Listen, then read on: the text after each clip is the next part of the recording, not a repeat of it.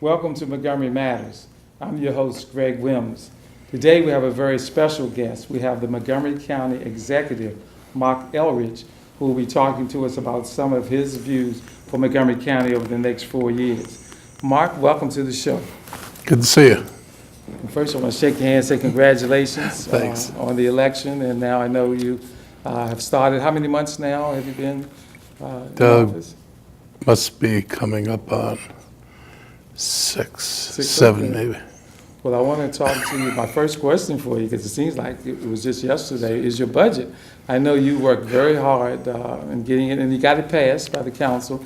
So I was going to ask you, could you tell us a little bit about what your priorities were in the budget and what the process was actually to get it passed? Yeah, the process was it was interesting and challenging. You know, when I first came in December, the second day I was there, they called me into a meeting and said you have to cut some like $50 million out of the budget.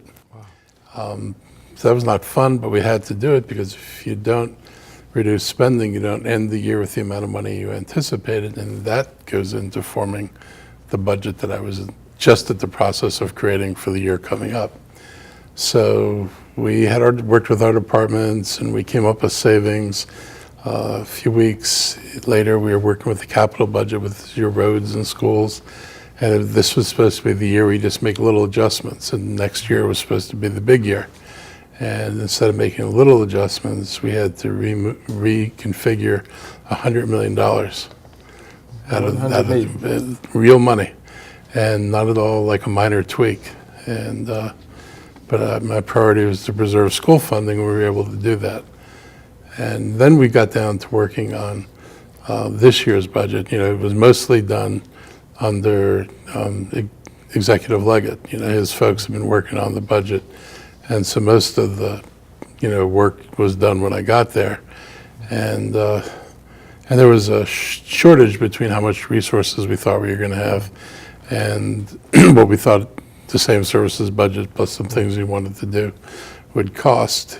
And we spent a lot of time trying to get that manageable. And then, like a couple of weeks before we were ready to submit the budget, the state says our revenues are less than we thought they were going to be.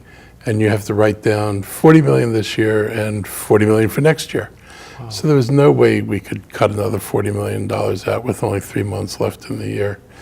And next year, the cut for next year meant we'd have less to spend than we anticipated. We were able to get through that. But, the hard part for me is because I'm really, I'm very much policy oriented. And I found that for the first, 3 months, every day's discussion was less about policy and more about what are the cuts we're going to make in order to get this budget where it needs to be. So that's a hard thing to do. You leave a lot of things on the table that you don't want to leave on the table. One thing we did different than ever been done before, we put $10 million in the budget for the county council. Because when I was a county council member, and it's true for all county councils, it's ultimately your budget, but if the executive sends over everything and makes all the decisions, the only way you can put your stamp on it is to make cuts in what he proposes so you can free up money to do things you want to do. And so we made a decision to let the council have $10 million to spend, which meant we left some stuff not fully funded or as much as we wanted. If I had funded everything I had wanted, I wouldn't have had anything to give the council, and then they would have had to resort to what do we cut, and we tried to minimize that. I assumed, and I was mostly right, we all have the same priorities. So at the end of the day, that they would spend the money pretty much the way I probably would have spent it anyway. In large manner, that happened. So I was happy about that. What was frustrating, though, was that a number of, council members immediately criticized me for not funding this or not funding that, and I felt like, well, I could have funded it, except I gave you $10 million. If I had funded it, I wouldn't have $10 million to give you. Go ahead and fund it. So the decisions the council make, I was, probably fine with 99% of them. I thought they made really good decisions on how to use that $10 million. And I was trying to create a more cooperative atmosphere so the council actually had money they can make decisions with without having to figure out how to find it. In the end, it came out pretty good. Well, I think, are you the first county executive to give the county council some money from your budget? Yeah. I thought so. That has never happened before. Okay. But I wanted to say, here's some money. Right. You guys have priorities. Put it where you think. If I didn't fund something among the many things you could have funded extra, use it. Tell us a little bit about, how many years were you on the council? 12 years. And what committees were you the chair of? I was chair of public safety in the end. I had served on planning, housing, and economic development and public safety before that. And it's an interesting place to be. But it's a very different world. Yeah. And I had, how do you say it? When you're a council member, you propose, but you don't actually actualize Right. something. So you're not responsible for executing. And the executive might not even fund anything, what the council proposes, or it may take so long to get funded that you don't see it actually occur. And whatever they do, the executive implements. And the council has no role in implementation, only in the funding part. So when you're on the executive side of things, you actually have to make decisions that result in actions. And so that's not something that happens on the council side. And you actually sit and tell people, you're going to have to do this and you're going to have to do that. And so it's a way different role than being a council member. As a council member, you recommended stuff, but you knew that somebody on the other side of the street was actually going to figure out who does what and makes it happen. Well, that brings me to the next question. I've watched you, you had a press conference talking about affordable housing, the shortage of housing in Montgomery County with over 1 million some residents now. Tell us a little bit about your thoughts on what can we do, or what can you as a county executive do to try to provide more housing for, I guess, low and moderate income families? So we have this landmark program called an MPDU program, and it serves a function. And in its day, it was kind of groundbreaking. But when you look at Montgomery County today, the housing that we provide that's quote unquote affordable is for people making $55,000, $60,000 up to $80,000. So in a study that was done by Park and Planning, so don't blame me, they said that there were like 20,000 households who earn about 30% of area median income, which is about $30,000. And that for those people, they can't find housing they can afford. At $30,000, you can afford a $750 rent payment, and that'd be 30% of your income, which is sort of like the top of what the guideline is for how much a person should spend on housing. Well, good luck finding a $750 apartment in Montgomery County. But none of our programs focus on that population. And ironically, the MPDU programs focus on an income group for which there are actually more housing units that are affordable than there are people in that income group. And so obviously we don't have empty housing on any end. And so what's happened is the folks largely in the lower income strata who can't find housing are paying rent that they can't afford. They're living in MPDU priced units. They're not legally MPDUs, but they're call naturally occurring affordable housing. They're living in those units, they're paying 50 to 60% of their income for housing. That's not sustainable. And particularly low-income families, if you're putting 50 to 60% of $30,000, $40,000 into housing, and you knock out taxes and Social Security, you don't have much money to meet basic needs at all. And if you have a family, it's even more extraordinarily difficult. And we've not adopted our housing programs to address the lowest income families. And we've kind of in my view, thrown up our hands and said they're very hard to house. It's like, no kidding, they're hard to house. Right. But it's also hard to live that way. And so I don't think our programs reflect our needs. And when we've done master plans, Bethesda's the latest, 80% of the units being built are one-bedroom apartments. How's that help families? We talk about how we're going to integrate the west side of the county and the east-west divide. Well, if you only zone for one-bedroom apartments, and the one-bedroom apartments are priced $1,800, $2,000 a unit, none of these people that you want to integrate the county with are going to be able to move over there. So our zoning policies don't generate the housing we need. No family-sized apartment units. We don't require the building of 3-bedroom apartments so families could actually move. So we've got all these tools where we can control the zoning and have more control over what's built. We don't use any of it to exercise the construction of family affordable housing. And I don't think we require housing, we don't require any housing for the people who need it the most. So I think we need to rethink. We should pat ourselves on the back for having really forward-looking policies in their time, but they're not forward-looking now.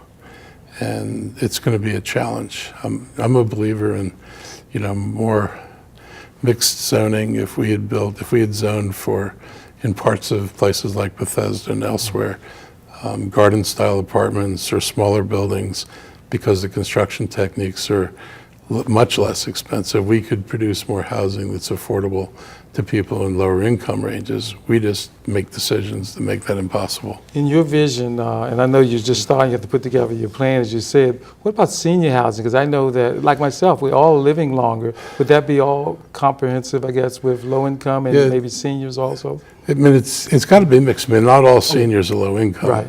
But seniors are more likely to have fixed and declining incomes because very few people have retirements that match, what they were earning when they were working. And nobody turns around when you're renting an apartment and says, I'm going to lower your rent now because now you're a senior and you're not working. So that's a real struggle for folks like that. A lot of seniors are, living in their houses and want to age in place. And part of the reason they want to age in place is even though their house might be worth $500,000, they have no mortgage on it. If I wanted to go buy a 1 or 2 bedroom condo in a place like Bethesda, you'd be looking at $800,000 and north.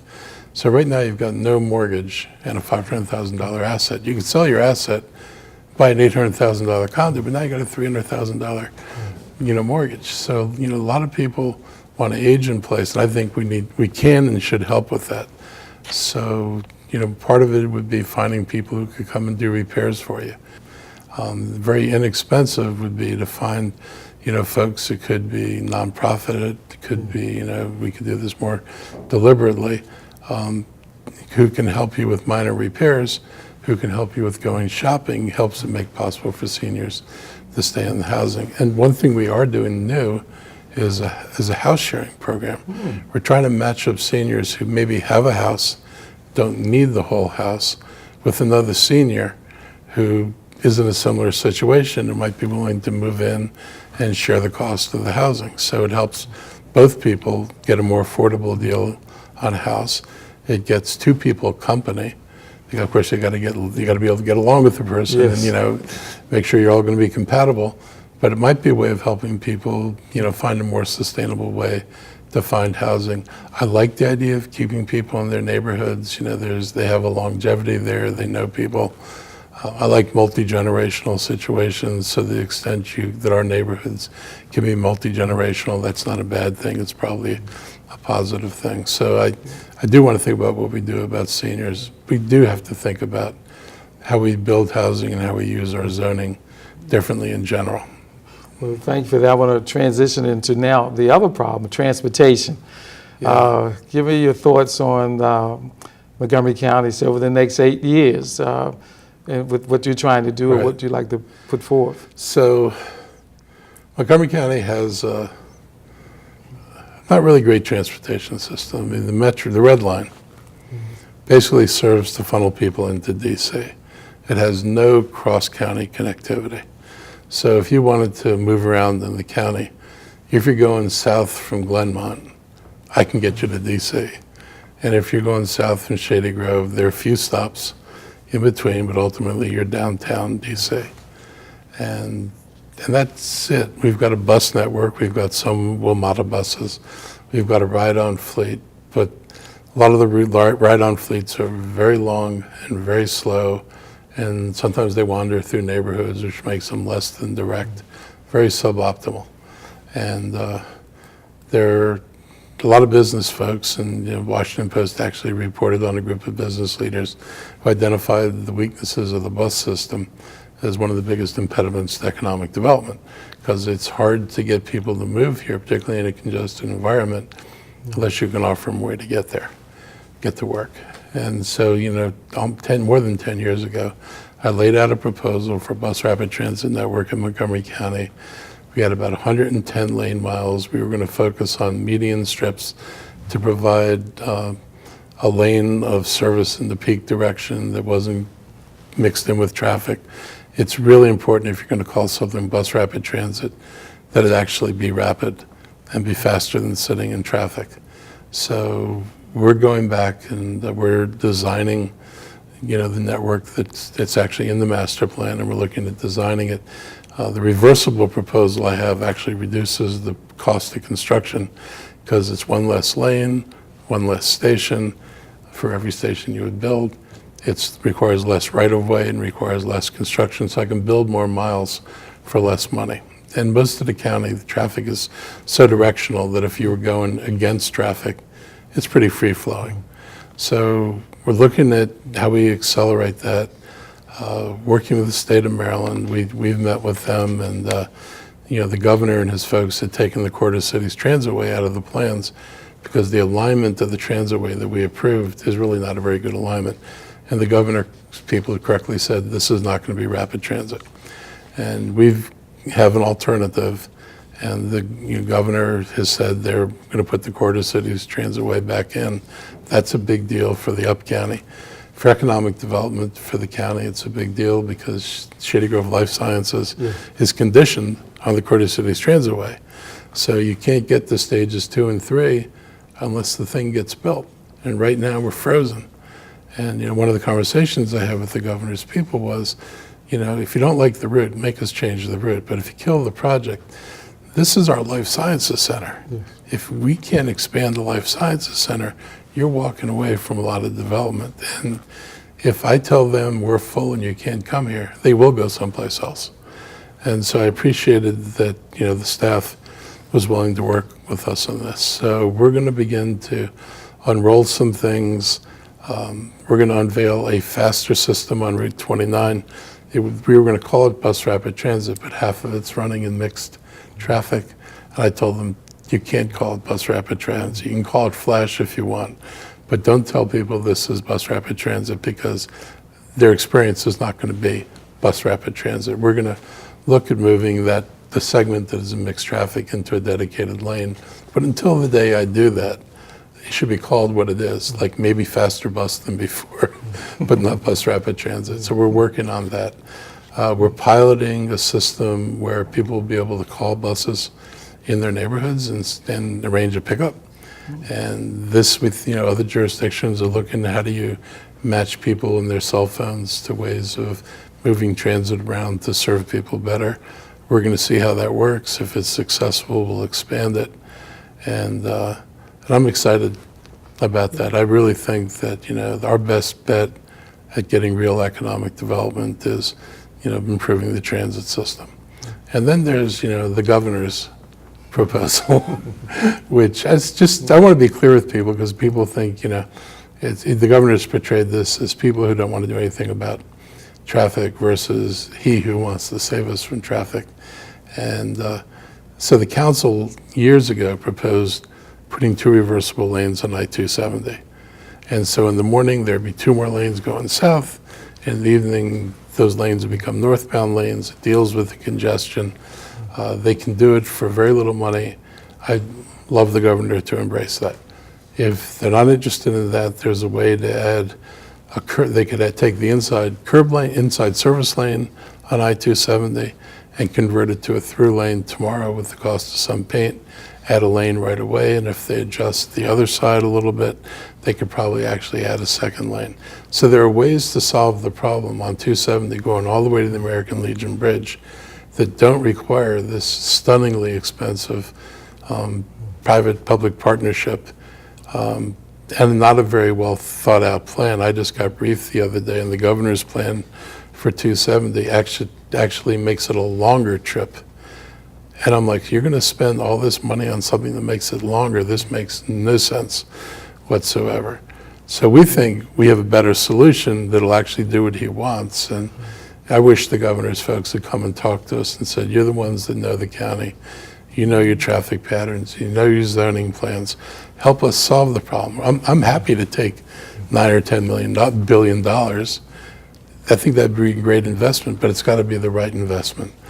I do think, the governor made the right decision to look at the American Legion Bridge and add another bridge because they need more lanes going over the bridge. I will say that I made this comment in December at a public meeting, and it made a headline, and people were like, I criticized the governor. We went back with his people, and his people said, yeah, you should start at the American Legion Bridge. So in January, they announced they're going to start at the American Legion Bridge. I think he has some really good traffic people, and I hope he listens to them. Well, let's move on because of time. Yeah. I want to ask you, because you mentioned twice economic development. And I know you have a center, or you're starting some new centers up county or communities. Could you tell us a little about that and what your plans are to increase the revenues here? So we're looking at a kind of multi-pronged approach to this. One is we're doing Sidney Katz, representative from Rockville and Gaithersburg area up on the council. We've been doing listening tours in the county, asking people to come and talk to us about what are the impediments that the county's created to opening a business, expanding a business? What are the rules on construction and building codes that make it more difficult in Montgomery County to renovate a building, and more expensive particularly? And I had heard, we've all heard for years, Montgomery County is a horrible place to do business, and I finally during the campaign it dawned on me, like, we keep hearing that. We've actually never addressed it, even to find out if it's true or not. So what I decided to do, and enlisted Sidney in doing this, is we're going to benchmark Montgomery County against all the other jurisdictions. And if we're requiring stuff that other people don't require, unless there's some clear and present thing that I don't see, we're going to bring our regulations in line with the surrounding region. We're going to bring our codes in line. And I think this will help change the story about Montgomery County. So our first thought was, let's just get people to feel like our regulatory environment is not onerous and not worse than anybody else's. I think that'll help. We're working on incubators. I want more incubators in the county. I want far more robust incubators than what we've been providing here. I'm excited about the possibility of really finding ways to create local jobs. We opened the Small Business Assistance Center. We're going to be putting small business assistance people into the regional service centers around the county, because we want somebody who's got wants to open a small business, has got a small business. We want them to be able to get the help they need, whether it's business assistance, marketing assistance. If you're a shopping center owner and you have vacancies, we want to help you marry potential shop owners with the empty shops you've got. And another innovation would be to develop a program that helps older business people who want to retire to actually sell their businesses, possibly to their employees, so that because a guy, or woman gets older, they just don't shut down their business. They're actually able to keep the business going. Let me ask you, because we have about 3 minutes or so to go, about something you campaigned on, and I know from just seeing your press conference, and that's early childhood development, like the Head Start or pre-Head Start. Yeah. Tell us, I know that's one of your top priorities. Tell us about that in our last few minutes. Yeah, so early childhood education or development is probably one of the most important things we can do. We've got about half our kids are entering elementary school, not ready for elementary school. And that leads to kids who aren't successful in school. Because not ready means you haven't developed language, background knowledge, and a bunch of other things that your brain has not been allowed to sufficiently acquire information. And that puts you at a handicapped in school. It is very difficult to make up for those things once you're in school. So at the other end of school, like high school, we have a lot of people who don't graduate ready to work and who don't have necessary skills in math and reading to be economically successful.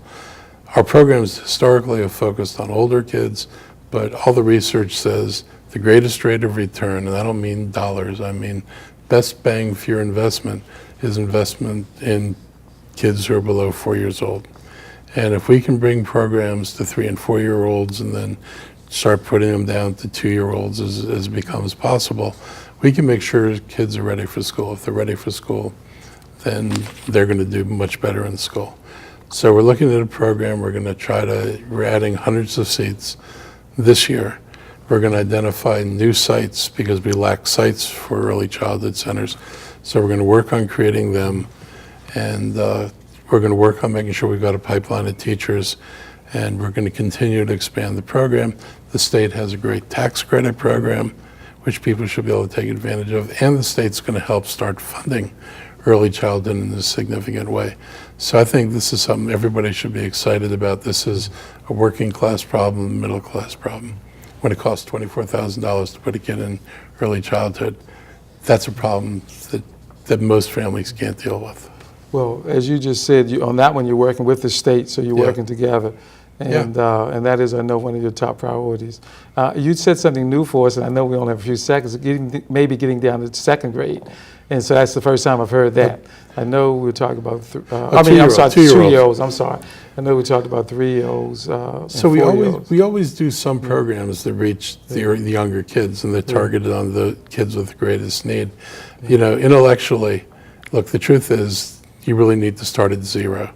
We don't have the money to start at 0. What we can do is do the 3- and 4-year-olds first, and then as we improve our abilities and develop some sources of revenue, hopefully partly by growing an economy, then we can start doing more. But this is an investment that's going to pay off. Well, I appreciate you being on the show. I think we've gotten a lot of new information out that the viewers would like to have. And I want to ask you a question. About a year from now, can I get you to come back to give us an update on your first year? I'll come back anytime. If you want to finish some of the things we talked about, you can have me back here before a year from now. Because a lot of that stuff, you know, there's some real pressing issues there that you can't do in a half hour. You've been watching Montgomery Matters. I'm your host, Greg Wims, and we'll see you next time.